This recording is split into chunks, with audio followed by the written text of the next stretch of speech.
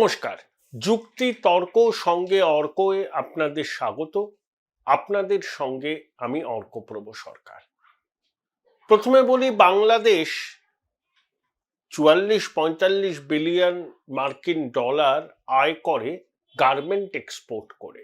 তাদের জিডিপির ১৩-১৪% আসে বস্ত্র রপ্তানি করে, এবং তারা যে এক্সপোর্ট করে সেই এক্সপোর্টের ৮০% কিন্তু গার্মেন্ট। ভারতের বিমানবন্দর এবং জলবন্দর তারা ব্যবহার করত অনেক সময় এক্সপোর্টের কাজে, বিশেষ করে ইউরোপের দেশগুলোতে এক্সপোর্ট করার কাজে। কিন্তু এখন তারা একটা নতুন রুট বার করেছে, সেটা হচ্ছে মালদ্বীপ। মালদ্বীপ থেকে বিমানে সেটা সরাসরি ইউরোপে চলে যাচ্ছে।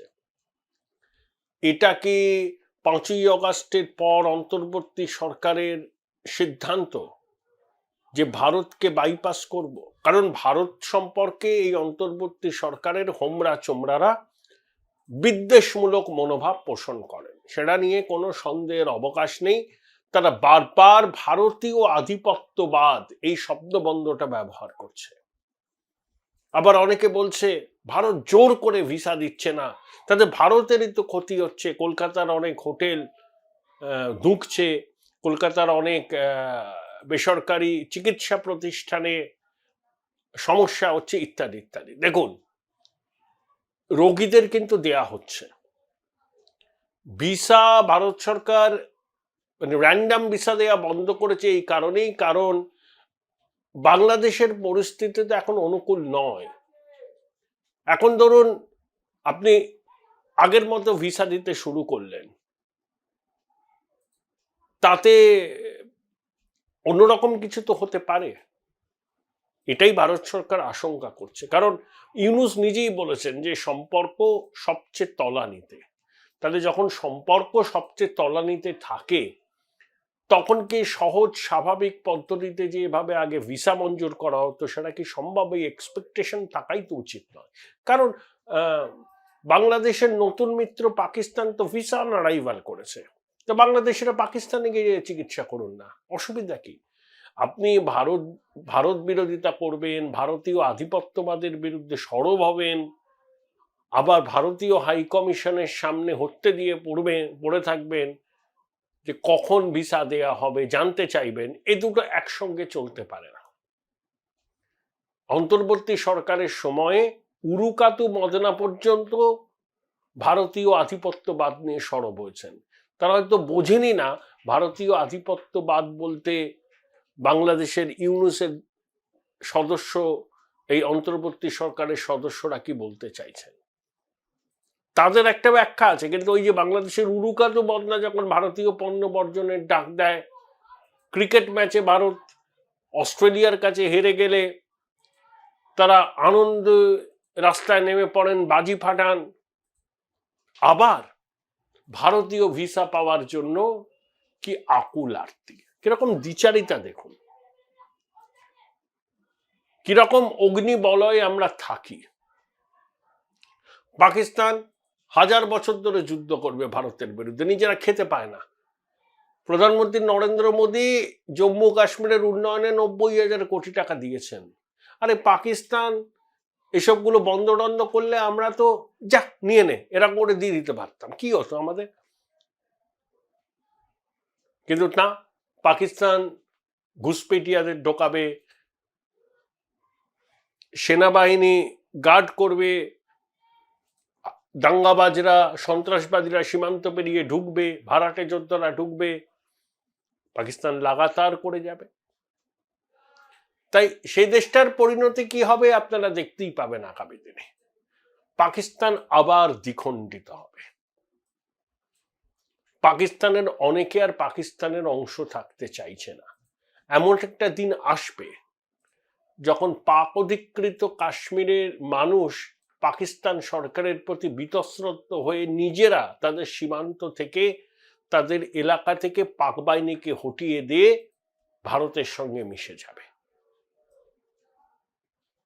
বাল্টিস্তানেও মানুষ বিক্ষোভ করছেন, ভারতের সঙ্গে সম্পর্কের উন্নতি চাইছেন। পাকিস্তান আবার দ্বিখণ্ডিত হবে।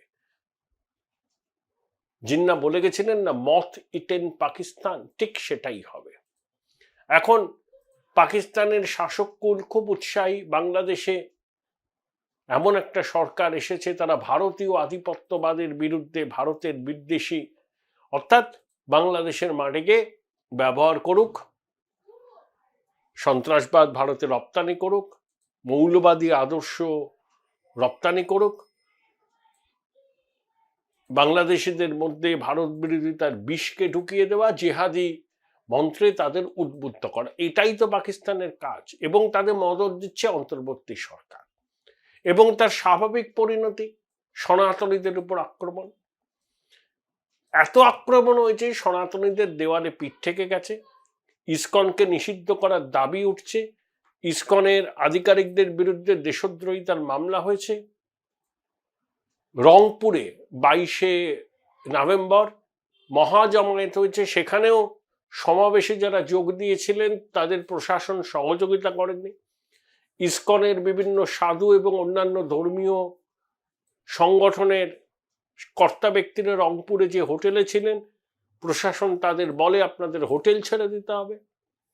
অর্থাৎ অন্তর্বর্তী সরকারের প্রধান ইউনূস বারবার বলছেন ধর্মীয় সংখ্যালঘুদের উপর অত্যাচার হয়েছে তাদের ধর্মীয় পরিচয়ের জন্য নয়, তারা আওয়ামী লীগের সমর্থক, তাই আওয়ামী লীগের উপর বাংলাদেশের মানুষের ক্ষোভ প্রচন্ড, তারই একটা অভিঘাত পড়েছে। কিন্তু সেটা এমন কিছু ব্যাপার নয়, ভারতীয় সংবাদ মাধ্যম অতিরঞ্জিত করে দেখাচ্ছে।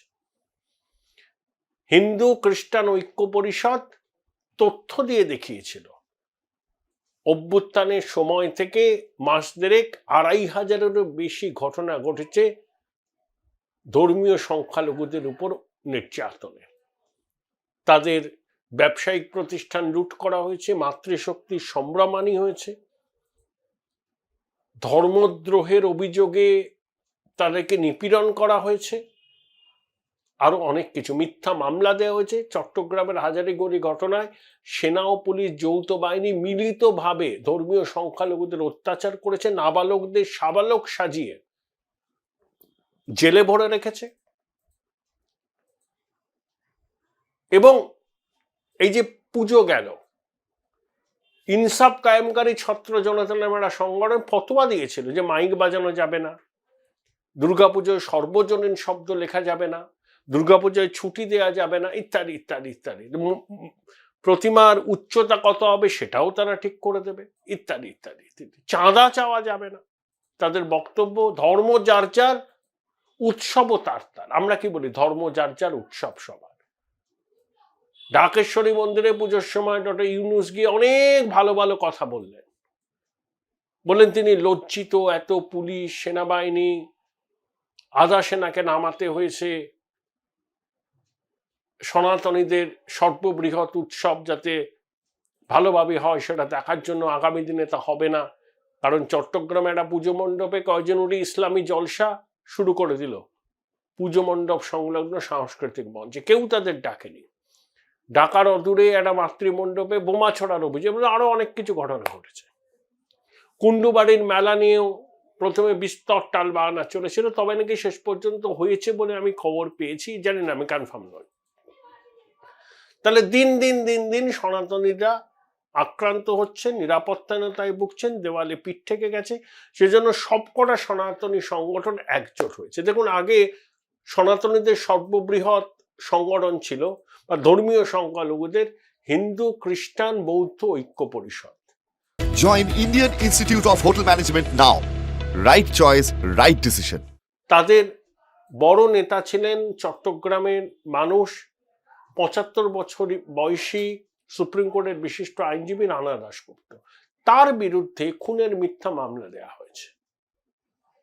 তিনি আইনজীবীর মাধ্যমে লড়ছেন, কিন্তু গ্রেপ্তারি এড়াতে তিনি আত্মগোপন করেছেন। এবং হিন্দু বৌদ্ধ খ্রিস্টান ঐক্য পরিষদের আগের যারা নেতৃস্থানীয় ছিলেন তারা পুলিশি নিপীড়নের ভয়ে অনেকে এখন গুটিয়ে গেছেন। তাই আন্দোলনের রাশটা ইসকন তুলে নিয়েছে নিজেদের কাঁধে। ইসকন আন্তর্জাতিক সংগঠন, সারা বিশ্বে তার প্রভাব। আর এই যে আমেরিকায় ন্যাশনাল ইন্টেলিজেন্সের যিনি অধিকর্তা হবেন তুলসী গাওয়ার্ড, যিনি ইসকনের একজন ভক্ত, হরে কৃষ্ণ হরে রাম করেন।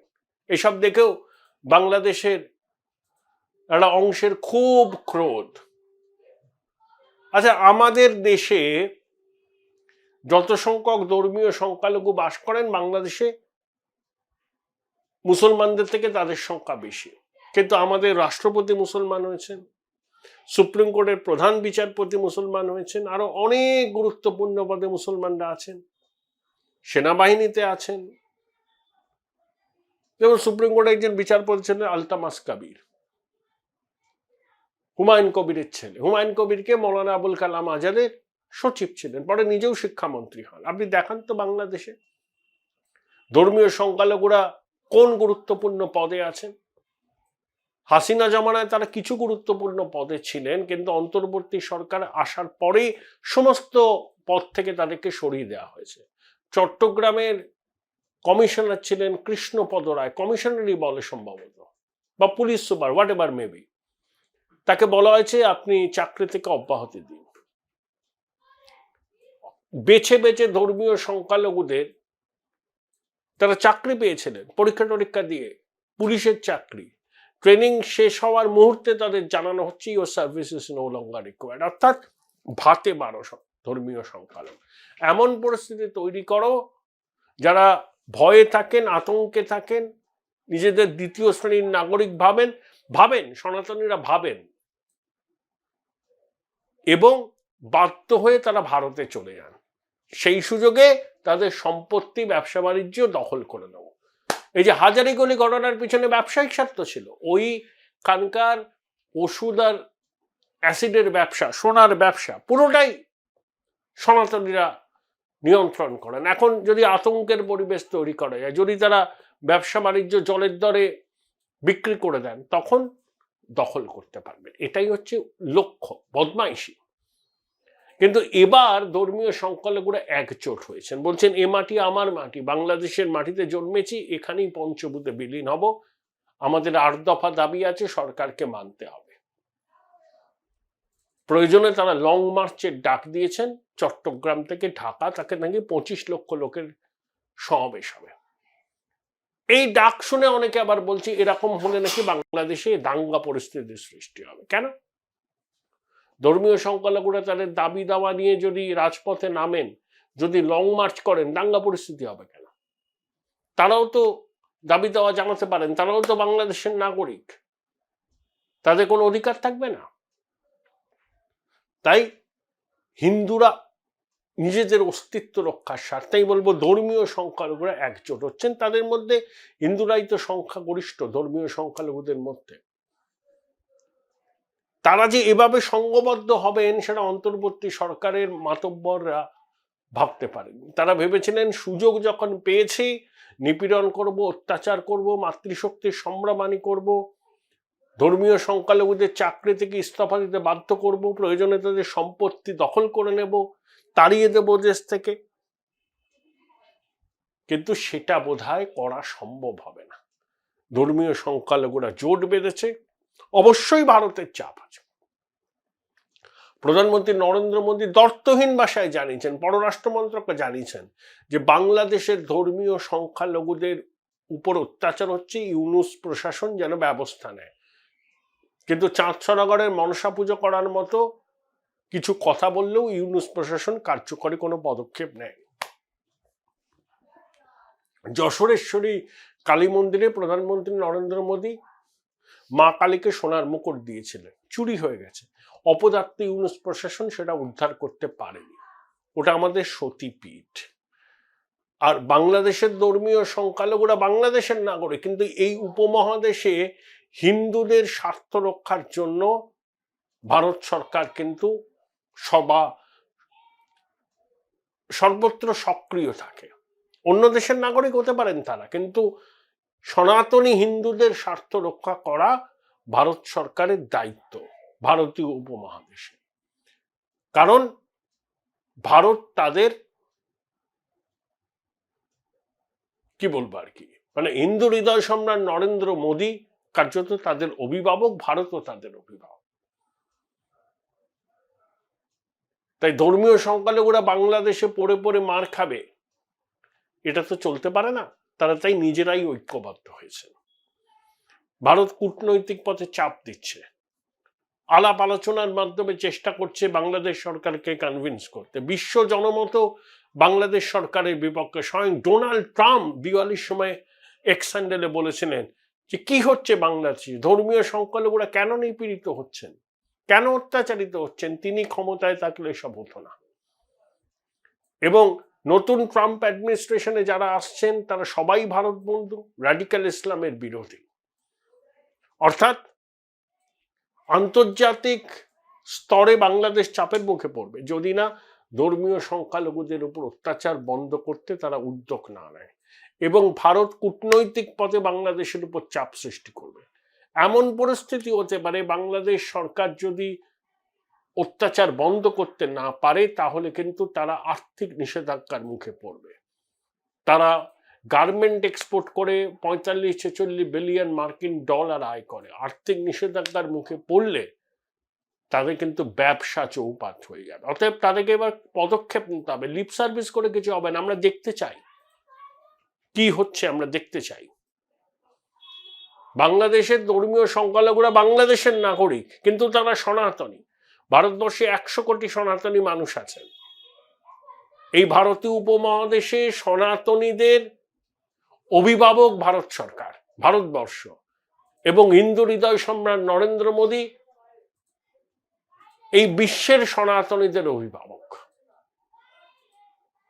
অতএব আমরা চুপ করে থাকতে পারি না। ভারত সরকারের উপর জনমত তীব্র হবে যদি না বাংলাদেশে ধর্মীয় সংখ্যালঘুদের উপর নিপীড়ন বন্ধ না হয়। সনাতনীদের 8 দফা দাবি মানার জন্য সরকারকে গঠনমূলক পদক্ষেপ নিতে হবে। সংখ্যালঘু মন্ত্রক তৈরি, দুর্গাপুজোর ছুটি, যারা তাদের উপর অত্যাচার করলো তাদের শাস্তি, যে সেনা এবং পুলিশের যৌথ বাহিনী চট্টগ্রামে হামলা করলো সনাতনীদের উপর, তাদেরকে ছেড়ে দেওয়া হবে এমনি এমনি? দেয়ালে পিঠ থেকে গেছে বাংলাদেশের ধর্মীয় সংখ্যালঘুদের। তারা বলছেন জন্মেছি এখানে, বাংলাদেশের উপর আমাদের অধিকার কারোর থেকে কম নয়, এখানেই আমরা পঞ্চভূতে বিলীন হব। বাংলাদেশের মাটি ছাড়ার কোনো প্রশ্ন নেই। তাদের এই একতা, তাদের এই মরিয়া মনোভাব ইউনূস সরকারকে কিন্তু চাপে ফেলেছে।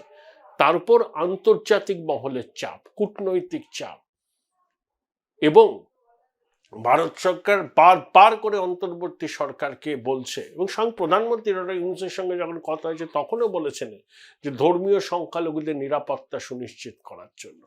কিন্তু এখনো পর্যন্ত ডক্টর ইউনূসের সরকার সেরকম কার্যকরী কোনো পদক্ষেপ নিতে পারেনি।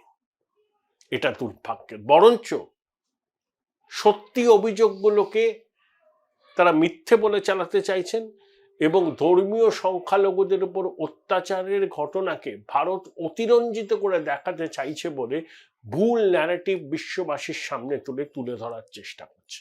কিন্তু সেই অপচেষ্টা সফল হবে না।